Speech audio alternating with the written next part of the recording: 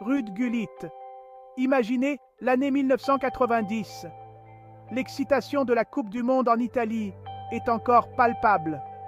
Gullit, le maestro néerlandais, s'apprête à entamer une nouvelle saison avec l'AC Milan. Avec ses dreadlocks caractéristiques et son charisme indéniable, Gullit était bien plus qu'un simple joueur. C'était une force de la nature. Du haut de son mètre 90, il alliait élégance, puissance et technique d'une façon inédite. L'AC Milan, sous la houlette d'Arrigo Sacchi, regorgeait de légendes. Baresi, Maldini, Van Basten. Mais Gullit, c'était le cœur battant, le moteur créatif. Sa vision du jeu et sa polyvalence le rendaient indispensable, qu'il évolue en milieu offensif, en ailier ou même en attaquant. La saison a démarré sur les chapeaux de roue. La performance de Gullit était tout simplement spectaculaire. Match après match, il éblouissait les fans avec ses dribbles, ses passes précises et ses frappes puissantes. Vous vous souvenez du match contre Naples? Gullit était inarrêtable, il dirigeait le jeu et a marqué un but sensationnel, laissant la défense en miettes. Mais ce ne sont pas seulement ses talents sur le terrain qui rendaient Gullit si spécial. Son leadership et sa présence se faisaient sentir aussi bien dans les vestiaires que sur la pelouse. Il avait cette capacité incroyable à remonter le moral de l'équipe, surtout dans les moments les plus difficiles. Parlons de cet inoubliable derby della Madonnina contre l'Inter. Gullit était à son apogée.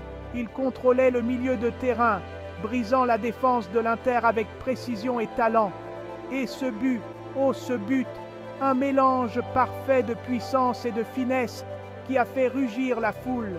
Au fur et à mesure de la saison, l'AC Milan a dû faire face à une concurrence féroce. Mais avec Gullit dans leur rang, ils avaient toujours une longueur d'avance.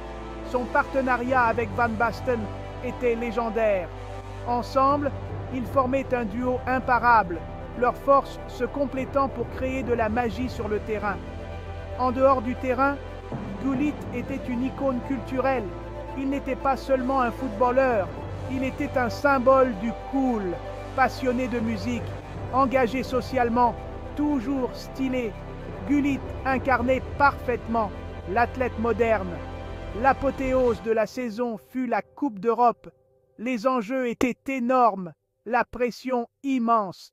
Mais Gullit, avec sa concentration et sa détermination inébranlable, a mené Milan à la gloire. Sa performance en finale était un véritable chef-d'œuvre, mettant en valeur tout son répertoire de talent.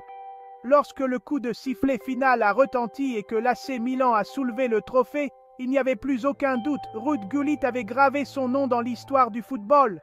Sa saison 90-91 était un témoignage de sa grandeur, un mélange de talent individuel et de succès collectif.